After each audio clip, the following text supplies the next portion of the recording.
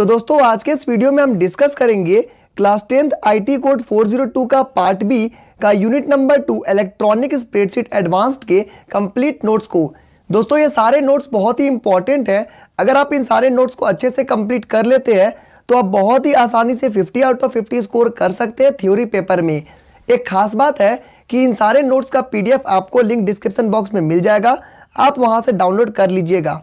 PDF download करने से पहले इन सारे वीडियोस को आप बहुत ही अच्छे से कंप्लीटली देख लीजिए ताकि सारे टॉपिक्स की जानकारी आपको मिल जाए और सारे कंसेप्ट्स भी आपको आसान भाषा में समझ में आ जाए, ताकि बाद में जब आप पीडीएफ से रिवाइज करेंगे तो आपको आसानी होगी। तो चलिए इस वीडियो को स्टार्ट करते हैं और बहुत ही आसान तरीके से पूरे कंप्लीट चैप्टर को एक सिंगल वीडियो में समझने की कोशिश करते हैं। यूनिट नंबर 2 इलेक्ट्रॉनिक स्प्रेडशीट में आपका सेशन नंबर 1 है analyse data using scenarios and goal seek. Basically आपको सेशन नंबर 1 में सिनेरियोज और गोल सीक के बारे में डिटेल में समझना है। उससे पहले दोस्तों मैं आपको बता दूं कि ये जो चैप्टर है ये आपका वर्कशीट पर डिपेंडेंट है, यानी कि जो भी कंसेप्ट आप यहाँ पे पढ़ेंगे सारे कंसेप्ट्स आपके वर्कशीट के होंगे, तब आपको समझने में आसानी हो जाएगी। सबसे पहला टॉपिक आपका दिया गया है कंसोलिडेटिंग डेटा। दोस्तों कंसोलिडेटिंग डेटा का मतलब होता है जब आप डेटा को अलग अलग जगह से गैदर करते हैं एक जगह पर और उसको आप एक सिंगल वर्कशीट में बनाते हैं, तब उसे कंसोलिडेटिंग डेटा कहते हैं। मान के चलिए आपके पास अलग अलग वर्कशीट है, उन सारे वर्कशीट के डेटा को अगर आप एक जगह कंबाइन करते हैं एक सिंगल मास्टर वर्कशीट में और सारे डेटा का कॉम्बिनेशन होकर के ये आपका एक नया मास्टर वर्कशीट बना, तो आप इसे कहेंगे डेटा कंसोलिडेशन। इसको अगर आपका एग्जामिनेशन में क्वेश्चन आता है तो आप बहुत ही आसानी से लिख दीजिएगा, data consolidation allows you to gather together your data from separate worksheet into a master worksheet. अलग अलग वर्कशीट से अगर आप डेटा एक जगह एक सिंगल मास्टर वर्कशीट में लाते हैं उसे ही हम कहते हैं कंसोलिडेटिंग डेटा।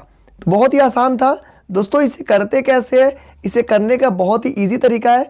डेटा मेन्यू में जाएंगे, वहां पे कंसोलिडेशन ऑप्शन देता है, उस ऑप्शन को अगर आप क्लिक करते हैं उसके बाद आप उस सारे डेटा को कंसोलिडेट कर देंगे, यानी कि एक मास्टर वर्कशीट में ले आएंगे और सारे डेटा का समरी आपका एक सिंगल मास्टर वर्कशीट में आ जाएगा। तो ये बहुत ही आसान कंसेप्ट था और बहुत ही इंपॉर्टेंट था। नेक्स्ट टॉपिक है क्रिएटिंग सब टोटल्स। सब टोटल्स एक फंक्शन होता है जो कि मैथमेटिकल कैटेगरी के अंडर आता है और ये फंक्शन को यूज करने के लिए आपको इंसर्ट में जाना है, वहां पर फंक्शन आपका एक ऑप्शन मिलेगा, वहां से आप सब टोटल फंक्शन को एक्सेस कर सकते हैं। और दोस्तों ये जो सब टोटल होता है ये बहुत ज़्यादा यूजफुल होता है, इस वजह से इसको आप डेटा मेन्यू में से भी आप इसे एक्सेस कर सकते हैं। यहाँ पर हम लोग जानते हैं सब टोटल का मतलब क्या होता है। तो जैसा कि नाम है सब टोटल, इसका मतलब होता है ये बेसिकली आपको टोटल करता है या तो ये ऐड करता है, यानी कि जो डेटा आपका दिया गया अरेंज किया गया डेटा आपका, उन सारे डेटा को अगर आपको ऐड करना है तो आप सब टोटल फंक्शन लगाएंगे और सारे डेटा को ये ऐड कर देगा। ठीक है, सेल वाइज ऐड करेगा या रो वाइज या कॉलम वाइज, तो ये सारे डेटा को ऐड कर देगा। तो इसका फंक्शन होता है टोटल करना या ऐड करना। अगर आप इसे फंक्शन को यूज करते हैं फिर आप ओके क्लिक करते हैं तो कैल्क जो फंक्शन होता है वो अपने आप एग्जिस्ट करेगा और कैल्क क्या करेगा, जो सब टोटल हुआ है उसको भी ऐड करके लास्ट में आपका ग्रैंड टोटल बना देगा। ठीक है, जैसे कि आपने सब टोटल में से यहाँ पे कुछ वैल्यूज को ऐड किया, यहाँ वैल्यूज को, और ये दोनों वैल्यू को ऐड करके ये आपका ग्रैंड टोटल बन जाएगा। तो ये आपका सब टोटल का फंक्शन होता है कि बेसिकली डेटा को ऐड करना। ठीक है, नेक्स्ट है सिनेरियोज। सिनेरियोज एक बहुत ही यूजफुल टूल है। इसका बेसिकली काम होता है व्हाट इफ क्वेश्चन को। व्हाट इफ का मतलब क्या होता है, अगर होता है तो, हिंदी में बोलेंगे अगर होता है तो, यानी कि ये एक तरह का कंडीशन है।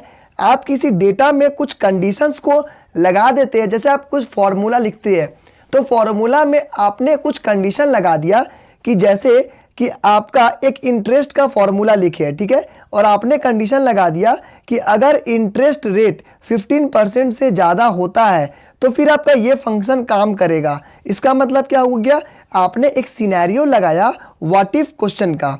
कि अगर होता है तो आपका नेक्स्ट फंक्शन काम करेगा। ठीक है, तो ये आपका सिनेरियो होता है व्हाट इफ क्वेश्चंस के लिए।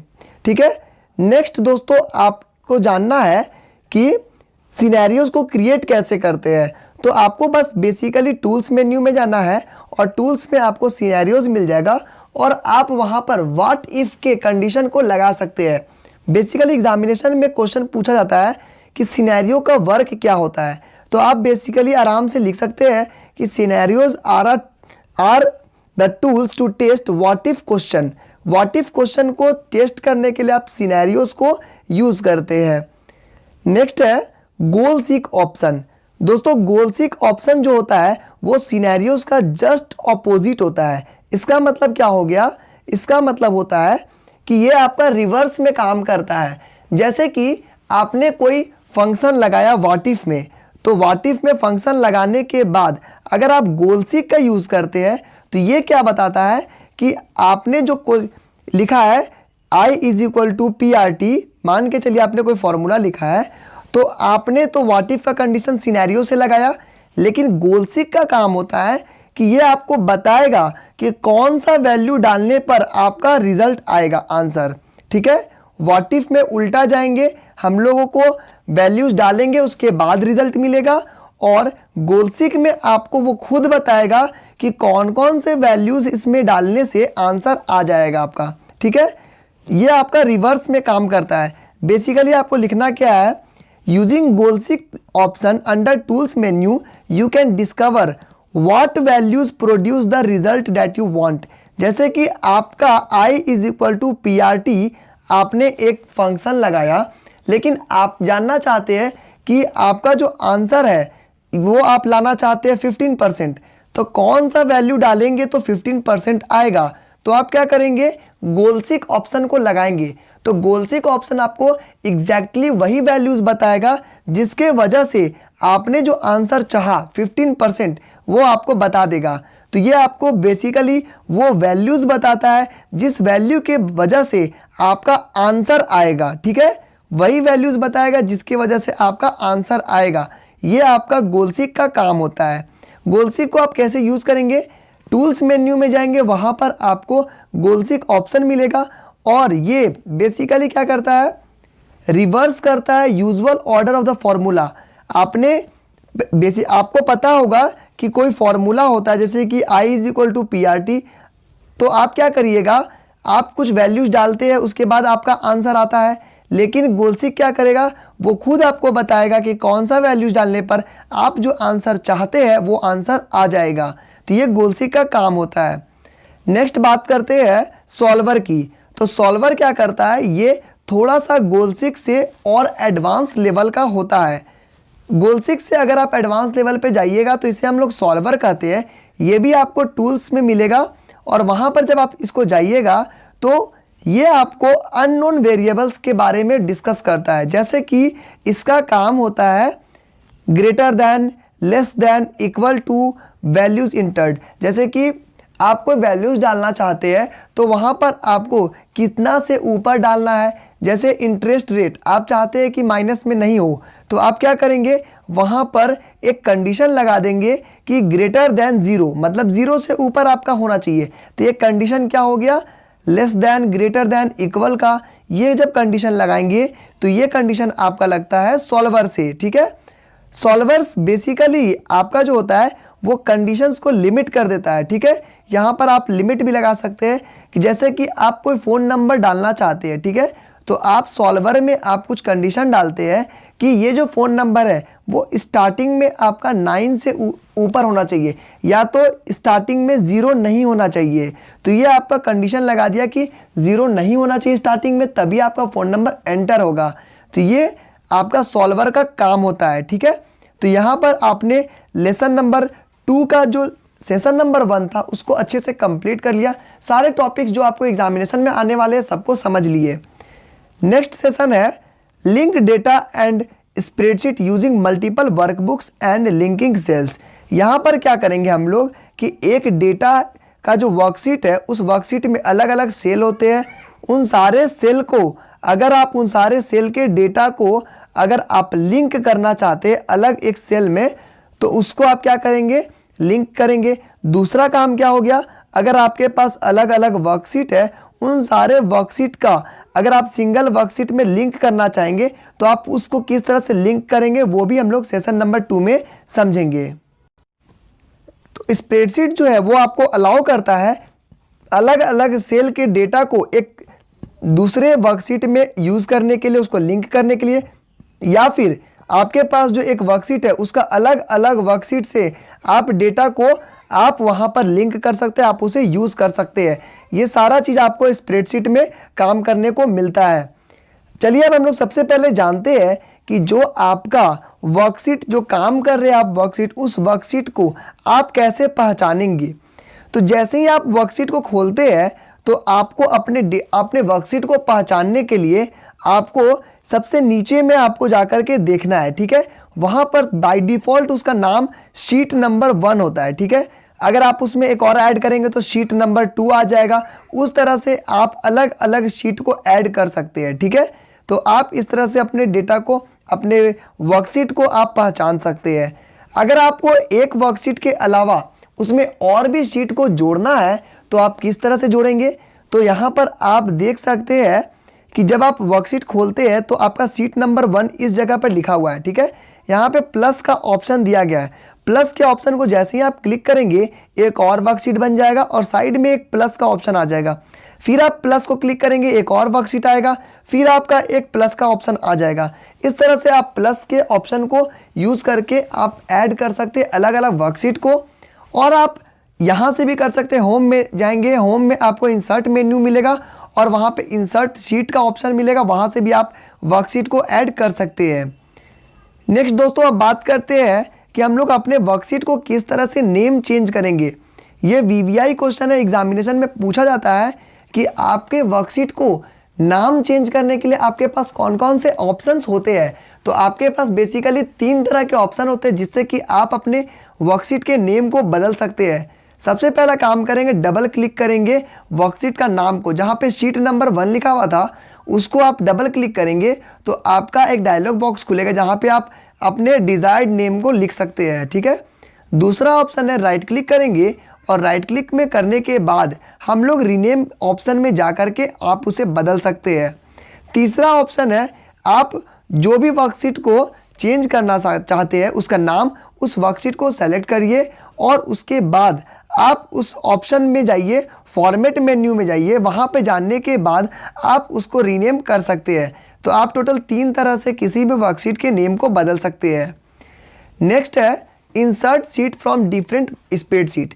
दोस्तों अब आपका काम आता है अलग अलग शीट को अगर आप एक सिंगल शीट में लिंक करना चाहते हैं तो उसको आप कैसे लिंक करेंगे, ठीक है। तो यहाँ पर अगर आप चाहते हैं कि अलग अलग शीट के डेटा को लिंक करना, ठीक है, एक्सटर्नल शीट के डेटा को लिंक करना इंस्टेड ऑफ कॉपी। बेसिकली आपको पता होगा कि आपके एक पास मास्टर वर्कशीट है तो आप छोटे वाले वर्कशीट से कॉपी करके यहाँ पे डाल सकते हैं, लेकिन आप नहीं चाहते कॉपी करना, आप चाहते हैं कि वहाँ से डेटा को हम लिंक कर दे, ठीक है। तो उस तरह से आप लिंक कैसे करेंगे। तो यहाँ पर आपको जो वर्कशीट होता है उसमें ऑप्शन मिलता है कि आप अलग अलग वर्कशीट को लिंक कर सकते हैं। ये क्या है, live data from another spreadsheet. यानी कि अगर आपके पास मास्टर वर्कशीट है, यहाँ पे एक और वर्कशीट है, आपने इसको लिंक कर दिया, ठीक है। अब यहाँ पे कोई चेंजेस होगा तो आपका इस डेटा में भी चेंज होने लगेगा। आपका एक और डेटा को लिंक किए, इसमें कुछ चेंज होगा तो यहाँ पर भी चेंज होने लगेगा। तो ये आपका बेसिकली ऑफिस में बहुत ज़्यादा काम आते हैं कि एक सिंगल डेटा में अलग अलग एम्प्लॉयज़ वर्क कर सकते हैं लिंक करके, ठीक है। तो live data from another spreadsheet का आपको इसमें ऑप्शन मिल जाता है। आप इसके एक्सेस कैसे करेंगे, टूल्स ऑप्शन, openoffice.org कैल्क, वहाँ पे जाने के बाद जनरल और अपडेटिंग, यहाँ जाने के बाद आप इसे कर सकते हैं, ठीक है। क्रिएट और चेंज अ सेल रेफरेंस, यहाँ पर सबसे पहले हम लोग जानेंगे सेल को कैसे हम लोग लिंक करेंगे। जैसे आपको पता होगा कि एक डेटा में आपका जो वर्कशीट होता है उसमें बहुत सारे सेल होते हैं। अगर आप चाहते हैं कि यहाँ पे कोई सेल है उसका वैल्यूज़ को अगर आप कहीं लिंक करना चाहते हैं तो आप लिंक कैसे करेंगे। तो सबसे पहले आपको करना क्या होगा, यहाँ पर डेटा फ्रॉम वन और मोर कंटीजियस सेल ऑन वर्कशीट, आप अलग अलग जो सेल है, बहुत सारे सेल के डेटा को आप एक साथ आप कर सकते हैं। Data content in different areas of worksheet, worksheet में अगर आपका अलग अलग सेल है आप वहाँ से भी डेटा को आप ले सकते हैं। और data on the other worksheet in the same workbook, एक सेम वर्कबुक में अलग वर्कशीट से भी डेटा को आप ले सकते हैं। तो आप बहुत सारे तरीके से आप सेल के डेटा को क्या करेंगे, एक जगह मर्ज कर सकते हैं, आप वहाँ से ले सकते हैं, सेल रेफरेंस कर सकते हैं। ठीक है, रेफरेंस करेंगे कैसे, यहाँ पर आपको दो तरीके होते हैं सेल को रेफरेंस करने का। सबसे पहला हो गया आप फॉर्मूला कर देंगे, या तो आप कीबोर्ड से करेंगे यूजिंग माउस। ठीक है, फॉर्मूला से आपको कैसे करेंगे, जैसे कि आपके पास बहुत सारे सेल होते हैं, आप चाहते हैं कि ये वाला सेल का जो डेटा है वो आपका इस सेल पे आ जाए, तो इस सेल का बेसिकली कोई एड्रेस होगा, उस एड्रेस को फॉर्मूला को अगर आप यहाँ डालते हैं तो ये जो डेटा यहाँ का होगा वो नेक्स्ट सेल में अपने आप कॉपी होने लगेगा, सारे चेंजेस को भी अपने आप कॉपी होने लगेगा। तो इस तरह से हम लोग जो कैल्क फंक्शन को लिंक कर सकते हैं, अलग अलग जो सेल होते हैं उसके अलग अलग सेल का डेटा को दूसरे सेल में हम लोग लिंक कर सकते हैं। ठीक है, कीबोर्ड से आप कैसे करेंगे दोस्तों, ये आप याद रखिएगा, वीवीआई क्वेश्चन में आएगा। कीबोर्ड से करने के लिए आपको एक फॉर्मूला टाइप करना होगा, आपको एक तरह का एक तरीका है, आपको बेसिकली वही तरीका यूज़ करना है, तभी आप इसको कर सकते हैं। इसके लिए आपको क्या करना है, पाथ लिखना है, फाइल का नाम लिखना है, शीट का नाम लिखना है, सेल का नाम लिखना है। देखिए इसका एक फॉर्मेट है जो मैं आपको यहाँ पर लिख के बताया हूँ। किस तरह से करेंगे, फाइल डॉट डॉट, उसके बाद जो फाइल का पाथ है उसको लिखिए, एंड फाइल नेम लिखिए, शीट का नेम लिखिए, सेल का नेम लिखिए।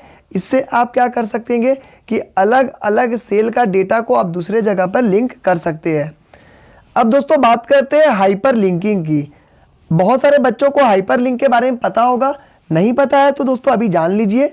हाइपर लिंक का मतलब क्या होता है, आप इसी शीट में देखिए, जो मैं आपको पीडीएफ पढ़ा रहा हूँ, इस पीडीएफ में आप देख सकते होंगे कि यहाँ पर आपको एक लिंक मिला है जो कि www.crackmycbse.com, जो कि मेरी खुद की वेबसाइट है। यहाँ पर आपको सारे नोट्स आपको आईटी कोड 402 को फ्री ऑफ कॉस्ट मिल जाएंगे, हिंदी के नोट्स आपको मिल जाएंगे, एमसीक्यू के क्वेश्चंस मिल जाएंगे। तो ये जो मैंने यहाँ पर किया है इसको कहते हैं हाइपर लिंक। हाइपर लिंक का मतलब क्या हो गया, जब आप इसको क्लिक करेंगे तो ये आपको इससे रिलेटेड जो लिंक है वहाँ पर ये आपको लेकर के चला जाएगा, तो इसे ही हम कहते हैं हाइपर लिंक। ठीक है, तो हाइपर लिंक दोस्तों हम लोग क्रिएट करते हैं बहुत अलग अलग तरीके से, जैसे मैंने वेबसाइट का किया हाइपर लिंकिंग, उस तरह से अलग अलग वर्कशीट का भी हाइपर लिंक किया जा सकता है। तो हाइपर लिंक करने के लिए यहाँ पर आपका दो तरीके होते हैं, एक होता है एब्सोल्यूट, दूसरा होता है रिलेटिव। दोनों का डिफरेंस अभी समझ लीजिए, बोर्ड एग्जामिनेशन में आपका एक क्वेश्चन जरूर पूछा जाएगा। एब्सोल्यूट का मतलब क्या होता है कि जैसे कि आपके पास ए नंबर का वर्कशीट है और आपके पास बी नंबर का वर्कशीट है, आपने यहाँ से और एब्सोल्यूट में इसका डेटा को कर दिया है, तो जिस समय आपने लिंक किया उस समय जो आपका डेटा है वो सारा डेटा बी में कॉपी हो जाएगा, सारा डेटा वर्क करेगा। लेकिन बाय चांस आप ए नंबर डेटा में कुछ चेंजेस करते हैं तो उसका फर्क बी में नहीं पड़ेगा, क्योंकि आपने एब्सोल्यूट किया है, यानी कि ए में जो आप जिस समय लिंक किए थे उस समय जो डेटा था वही डेटा बी में शो करेगा। बाद में अगर आप इसमें कुछ चेंज करते हैं तो बी में वो रिफ्लेक्ट नहीं करेगा। ठीक है, वही चीज़ अगर आप रिलेटिव लिंक में करते हैं तो अगर आपके पास ए नंबर का वर्कशीट है, बी नंबर का वर्कशीट है, इसको लिंक कर देते हैं, तो ए में अगर आप कुछ चेंजेस करते हैं तो बी में वो अपने आप चेंज होने लगेगा, क्योंकि ये जो आपने किया है वो आप रिलेटिव किए हैं। ठीक है, तो रिलेटिव में आपको क्या होता है, ए में कुछ चेंज हो रहा है तो बी में चेंज हो रहा है। बेसिकली ये आपको ऑफिसेज में यूज होते हैं कि आपके जो ये एम्प्लॉयज़ होते हैं उन सभी को एम्प्लॉयज़ को कुछ डेटा मिलता है, उसको लिंक कर देते हैं, कुछ चेंजेस होगा तो यहाँ मेन वर्कशीट में भी चेंज होने लगता है। ठीक है, यहाँ पर आपको कुछ बहुत इंपॉर्टेंट बातों को ध्यान में रखना है, जो कि सबसे पहला तो है कि आप लिंक को करेंगे कैसे। टूल्स में जाएंगे, ऑप्शंस में जाएंगे, लोड सेव में जाएंगे और जनरल में जाएंगे। यहाँ पर आप उन सारे हाइपर लिंक को सेव कर सकते हैं। You can insert and modify links using hyperlink dialogue box. Hyperlink dialogue box में जब जाइएगा तो वहाँ पर आपको सारे चीज़ों को मैनेज कर सकते हैं, आप वहाँ पे चेंज कर सकते हैं। यहाँ पर आपको हाइपरलिंक पे जब आप क्लिक करते हैं तो वहाँ पर इंसर्ट हाइपरलिंक का एक ऑप्शन मिलता है, वहाँ पर आप हाइपरलिंक को कर सकते हैं। यहाँ पे दोस्तों अगर आपको एक्सटर्नल डेटा को लिंक करना है तो वो भी आप कर सकते हैं। जैसा कि मैंने आपको बताया, अलग अलग वर्कबुक के डेटा को भी आप यहाँ पे लिंक कर सकते हैं। इसके लिए आपको करना क्या होगा, इंसर्ट में जाइए, लिंक टू एक्सटर्नल डेटा, और वहाँ पे जाने के बाद आप इसको लिंक कर सकते हैं। Tools option openoffice.org base database, यहाँ पर आपको सारे ऑप्शंस वहाँ पे मिल जाएंगे। तो ये आपके कुछ बेसिक फंक्शंस थे जिससे कि आप डेटा को लिंक कर सकते हैं। इसमें सबसे इम्पॉर्टेंट क्वेश्चन आपका है एब्सोल्यूट जो हाइपरलिंक होता है और जो आपका बचा रिलेटिव हाइपरलिंक, ये दोनों क्या होता है इसको आप अच्छे से याद रखिएगा। किस तरह से लिंक करते ये आप याद रखिएगा, इंपॉर्टेंट है। सेशन नंबर 3 है आपका शेयरिंग वर्कशीट। अब देखिए हम लोगों ने सीख लिया कि लिंक कैसे करते हैं, अब जानेंगे कि वर्कशीट को शेयर कैसे करेंगे। जैसे कि आप एक कंपनी के मालिक हैं और यहाँ पर मालिक होने के बाद आपने अलग अलग बच्चों को, अलग अलग एम्प्लॉयज़ को आपने डेटा बांट दिया, तो अब क्या करेंगे, एक ही डेटा में सभी लोग कैसे वर्क करेंगे, उसी को कहते हैं sharing worksheet. In most offices setting, there is a shared drive where teams can store common files for everyone to use. This usually leads to citing of message. The document file is logged for editing by another user to open a read only copy of this document click. इसका मतलब क्या होता है कि बहुत सारा office setting में आपने जब कॉपी को लिंक करते हैं तो जैसे कि आप मालिक है, आप अलग लोगों को जब डेटा बांटे तो वे लोग क्या कर सकते हैं, इस डेटा को सिर्फ देख सकते हैं, इसको चेंज नहीं कर सकते हैं। लेकिन अगर आप इस चीज़ को शेयर करते हैं एक दूसरे से शेयरिंग ऑप्शन में, तब आप एक दूसरे से कोलैबोरेशन में सभी कोई काम भी कर सकता है सेम डेटा पे, ठीक है। तो इसमें आपको कुछ बेसिकली कुछ बातों को ध्यान रखना है जिसको मैं अभी थोड़ी देर में बताऊंगा। Spreadsheet software allows the user to share the workbook and place it in the network location where several users can access it simultaneously. In this exercise you will learn how to share the worksheet. तो यहाँ पर मैंने आपको बताया कि worksheet option में आपको एक ऑप्शन मिलता है जिससे कि आप शेयर कर देंगे वर्कशीट को, ताकि एक ही वर्कशीट पे अलग अलग लोग वर्क कर सके, ठीक है, एक ही समय पर। अब हम लोग जानेंगे कि हम लोग किस तरह से शेयर करेंगे, ठीक है। तो टूल्स में जाइएगा, वहाँ पे शेयर डॉक्यूमेंट का ऑप्शन आएगा, वहाँ पे जाने के बाद आप डेटा को शेयर कर देंगे, ठीक है। तो ये छोटी छोटी बातों को आपको याद रखना है, एग्जामिनेशन में काम आएंगे। यहाँ पे दोस्तों जो मैं अभी बता रहा हूँ ये VVI है, इसको अच्छे से समझ लीजिए, बहुत ही इंपॉर्टेंट है। दोस्तों मान के चलिए कि एक डेटा है, ये जो कंपनी का मालिक है, यहाँ पे 2 एम्प्लॉय को डेटा बांटा गया, सेम डेटा पे आप भी कुछ काम कर रहे हैं, ये भी कुछ काम कर रहा है। तो अब कुछ कंडीशंस अराइज होते हैं, उन कंडीशंस को आप अच्छे से समझिए। मान के चलिए दोनों ने कंप्यूटर खोला और दोनों ने डेटा को कोई भी छेड़छाड़ नहीं किया, बस देखा, तो बस देखा, कोई चेंजेस नहीं किया, तो तब ये लोग जब सेव करेंगे तो इजीली दोनों डेटा सेव हो जाएगा। क्यों सेव होगा, क्योंकि दोनों में कोई चेंजेस नहीं हुआ, डेटा में इजीली सेव हो जाएगा, ठीक है।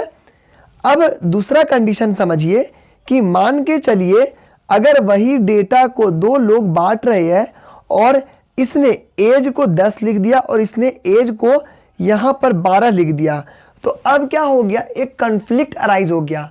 अब वर्कबुक ये कंफ्यूज हो जाएगा कि ये जो डेटा है उसमें हमको 10 सेव करना है या 12 सेव करना है, मुझे समझ में नहीं आ रहा है। ऐसे कंडीशन में आपके पास ऑप्शन आएगा कि आप लोग दोनों आपस में सुलह करिए कि ये जो 10 सही है या 12 सही है, दोनों आपस में डिसाइड कर लीजिए। तो मान के चलिए ए नंबर वाला चाहता है कि हम डिसाइड करेंगे, तो बी वाला के पास लॉक हो जाएगा डेटा और ए वाला कन्फ्लिक्ट को सुधार करके सेव कर सकता है। वहीं अगर बी वाला चाहता है कि हम कन्फ्लिक्ट को सुधारें तो ए वाला के पास डेटा लॉक हो जाएगा और बी वाला उस डेटा को सेव कर सकता है 10 या 12 जो भी सही लगता है उसको करके। तो यहाँ पे समझे हम लोगों ने कि पहला तो कंडीशन हुआ कि जब उनमें कोई भी कन्फ्लिक्ट अराइज नहीं हुआ, जब उन लोगों ने किसी तरह का कोई चेंजेस ही नहीं किया तो आसानी से वो सेव हो जाएगा। अगर कन्फ्लिक्ट अराइज होता है तो क्या होगा, दोनों में से किसी एक आदमी को कन्फ्लिक्ट को रिजॉल्व करना पड़ेगा और जब रिजॉल्व होगा तभी वो सेव होगा। ठीक है, जब तक पहला आदमी रिजॉल्व कर रहा है तब तक दूसरा आदमी को क्या मैसेज मिलेगा कि ये जो डेटा है प्रोग्रेस में है, उनको मैसेज मिलेगा मर्ज इन प्रोग्रेस। इसका मतलब क्या हो गया कि डेटा पे वर्क चल रहा है, ए वाला कन्फ्लिक्ट को रिजॉल्व कर रहा है तो बी वाले को यहाँ पर कुछ भी करने की जरूरत नहीं है और जब सब कुछ हो जाएगा तब वो सेव हो जाएगा। ठीक है, तो 3 कन्फ्लिक्ट मैंने आपको बता दिया, या तो कन्फ्लिक्ट कोई भी अराइज नहीं होगा या फिर कन्फ्लिक्ट अराइज होगा तो दोनों में से कौन सॉल्व करेगा ये बात डिसाइड करना पड़ेगा। दोस्तों आपको एक और फंक्शन यहाँ पे मिलता है जो कि कैल्क फंक्शन मिलता है। कैल्क फंक्शन क्या करता है कि अगर आप कैल्क फंक्शन को यूज़ करते हैं तो वो आपको बताता है कि जो आपने डेटा को चेंज किया, जो आपने अभी तक डेटा को चेंज किया, तो पुराने वाले ओरिजिनल डेटा में से अभी तक क्या क्या चेंज हुआ, उन सारे डेटा को जो लिस्ट बनेगा वो आपको कैल्क फंक्शन ट्रैक करके बताएगा कि अभी तक किसने क्या चेंज किया, कितने बजे किया, कितने क्या क्या चेंजेस हुआ उसमें डेटा में, वो सारा चीज़ आपको कैल्क बता देगा। ठीक है, उस चीज़ को आप हटा भी सकते हैं, वो आपका हटेगा edit changes record from the menu bar, वहाँ से आप इसे हटा सकते हैं। जैसे कि कोई बंदा 10 को 12 कर दिया है तो ये आपको बता देगा कि बंदा नंबर जो ए है, बी है, सी है, उसने 10 को 12 किया है, इस तारीख को डेटा में चेंज किया है। तो ये फंक्शन आप कैल्क फंक्शन में जा करके आप इसे चेक कर सकते हैं। ठीक है, तो यहाँ पर और वो आपको एक तरह का कमेंट्स में बताएगा कि ये डेटा यहाँ से ये चेंज हुआ है और इसने चेंज किया है। ठीक है, यहाँ पे एग्जांपल के तौर पे आपने देखा कि यहाँ लिखा गया है cell B4 changed from 9 to 4, मतलब सेल नंबर B4 है वहाँ पे 9 का वैल्यू चेंज करके 4 कर दिया गया है। तो इससे क्या होगा कि जो ऑथर है, जो मालिक है, वो देख करके समझ लेंगे कि ये जो बंदा है इसने ये चेंजेस किया। अब देखिए बात आता है कि अगर ये जो चेंजेस है वो चेंजेस अगर उनको पसंद आता है, अगर वो चेंजेस जेन्युइन लगता है तो उसे या तो एक्सेप्ट करेंगे या तो वो उसे रिजेक्ट कर देंगे। ठीक है, कंपनी के मालिक ने अलग अलग डेटा दिया, जब उन्होंने चेंज किया तो वो कैल्क में जाएंगे, चेक करेंगे अच्छा ये डेटा चेंज हुआ है, अगर पसंद आएगा तो वे एक्सेप्ट करेंगे, पसंद नहीं आएगा तो उसे वो रिजेक्ट कर देंगे। तो इस तरह से वे सारे डेटा में ये लोग वर्क करते हैं। दोस्तों लास्ट टॉपिक अब आपका बचा है। अच्छा, यहाँ पे एक टॉपिक और छूट रहा है जो कि है कंपेयर डॉक्यूमेंट। यहाँ पर क्या होता है कि जो मेन ओरिजिनल डॉक्यूमेंट से आप जो नया डॉक्यूमेंट है उसको कंपेयर कर सकते हैं कि अभी तक क्या क्या चेंजेस हुआ है। उन सारे चेंजेस को आप एक साथ एक जगह पर आप उसे चेक कर सकते हैं। ठीक है, नेक्स्ट टॉपिक, लास्ट टॉपिक है create and use macros in spreadsheet. Easy topic है दोस्तों, इसमें आपको ज़्यादा कुछ नहीं पढ़ना एग्जामिनेशन पॉइंट ऑफ व्यू से। मैक्रोज क्या होता है, ये एक सीव्ड सीक्वेंस ऑफ कमांड है, की स्ट्रोक्स है that are store for later use. यानी कि आप क्या करते हैं, पहले से जो कीबोर्ड में की स्ट्रोक्स है आपने उसको फिक्स कर दिया कि अगर मैं F2 दबाऊंगा तो ये फंक्शन काम करना चाहिए, अगर मैं F11 दबाऊंगा तो ये फंक्शन काम करना चाहिए, अगर मैं Z दबाऊंगा 2 बार उस तरह से। तो की स्ट्रोक्स को अगर आपने पहले से सेट करके रखा है कि मुझे क्या दबाने से क्या फंक्शन एक्टिवेट हो जाए, तो इसे ही हम कहेंगे मैक्रोज। इससे क्या होता है, काम आसान हो जाता है। इसे आप कैसे करेंगे, टूल्स में जाएंगे, मैक्रोज में जाएंगे, वहां पर आप इसे एक्सेस कर सकते हैं। तो दोस्तों यहाँ पर आपका ये चैप्टर कंप्लीट होता है। आप इसका PDF डिस्क्रिप्शन बॉक्स में डाउनलोड कर सकते हैं। आप हमारे वेबसाइट पे जरूर विजिट करिए, यहाँ पर आपको हिंदी का सभी कुछ आपको एक जगह पे मिल जाएगा, crackmycbse.com पे। MCQ को बहुत ही अच्छे से ट्रिक्स के साथ समझाया गया है। दोस्तों लास्ट में आपको बता देता हूं कि जो हमारा चैनल का जो थीम है वो है platinum classes, learn simple learn easy. यानी हमारा कंसेप्ट है आपको चीज़ों को आसान करके समझाया जाए ताकि आप सिंपली इजीली आप समझ पाए। अगर दोस्तों वीडियो पसंद आएगा तो प्लीज़ लाइक कर दीजिए, चैनल को सब्सक्राइब कर दीजिए ताकि आने वाले समय में आपको एमसीक्यू के क्वेश्चन, इंपॉर्टेंट क्वेश्चन आंसर सभी कुछ आपको एक जगह पर मिल जाएंगे। आज के इस वीडियो में दोस्तों इतना ही। Thank you and have a nice day.